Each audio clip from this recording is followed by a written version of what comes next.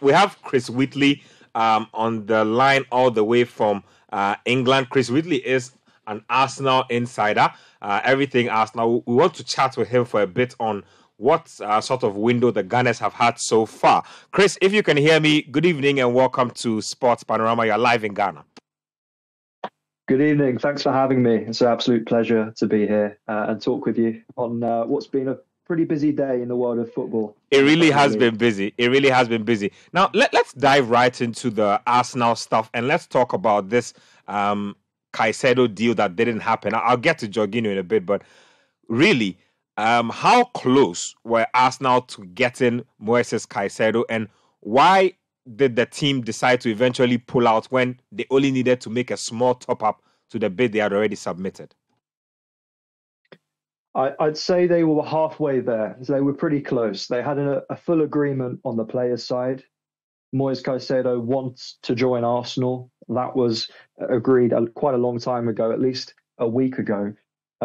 Hence why he posted a statement on Instagram, which obviously frustrated quite a lot of people at Brighton. So the player wanted to join Arsenal, but the biggest obstacle was Brighton. And that is quite a big obstacle when the selling club don't want to sell the player.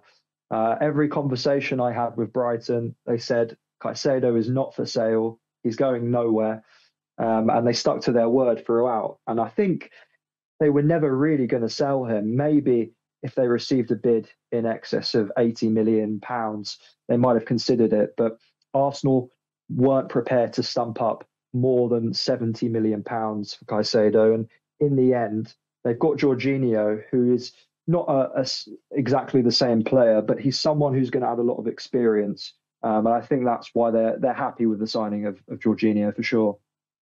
If you look at it, does it look like a move Arsenal could revisit in the summer, or you think that once they close the chapter on this window, they probably won't go back?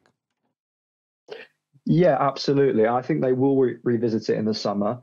I think the fee might even be a bit lower in the summer, depending on how he plays. And we'll see how things go there. But we know that Arsenal also want Declan Rice, the West Ham midfielder. And I think Caicedo and Rice are certainly going to be two of the top midfield targets in the summer. So, yeah, I think Caicedo, that deal is still one to watch. I think he's a player that obviously Arsenal definitely want to bring in. Now, Chris, what's the feeling like among Arsenal fans? Because if you look at the transfer window, it looks like it's been a bit of an anticlimax with almost every deal they've been interested in. So first, they were interested in Mudryk. He ended up with Chelsea. Showed interest in Joao Felix. He ended up with Chelsea. Caicedo is not happening. They get Jorginho instead. What's the feel like among the Arsenal fraternity? I mean, about the sort of transfer window that the club has had? I think you can look at it two ways. You can look at it that Arsenal have signed maybe second choice players, Trossard instead of Mudryk, Jorginho instead of Caicedo. But in the end, they've got players they needed in positions they needed. So I think it's worth reminding as well that Arsenal are top of the league. They're playing the best football they've played in quite a long time. And these players that they brought in are only going to add quality to the squad. They're not going to take away from the squad. So I think from what I see from most of the fans on social media, there's a lot of positivity. I think some fans are maybe a bit hesitant on the Jorginho deal because he plays for a rival. He's in his 30s, but I think it is a good deal for everyone. And yeah, in the end, like I say, Arsenal are top of the league at the moment. And I think there's more reason to be positive than negative on these deals.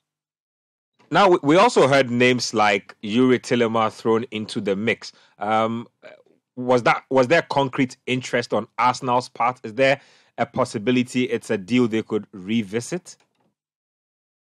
Yuri Tillmans is a name that has been on Mikel Arteta's shortlist for a while now. There were obviously inquiries in the summer. In fact, a move came quite close last summer, but in the end, Tillmans stayed put at Leicester. He's a player they like.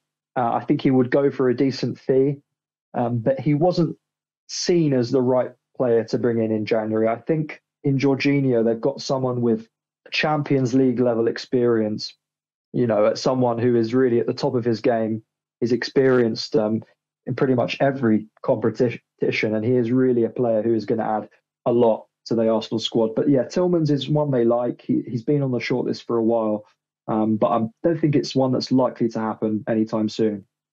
Now, just finally to wrap it up before you go, so Trossard from Brighton, Kiwior from Napoli, and then the deal that has been done with Jorginho as well. How would you rate Arsenal's January transfer business?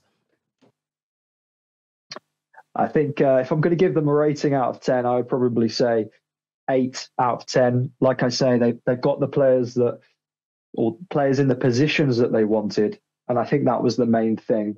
I think all of these players are going to add something to the team. They add depth to Arsenal's squad.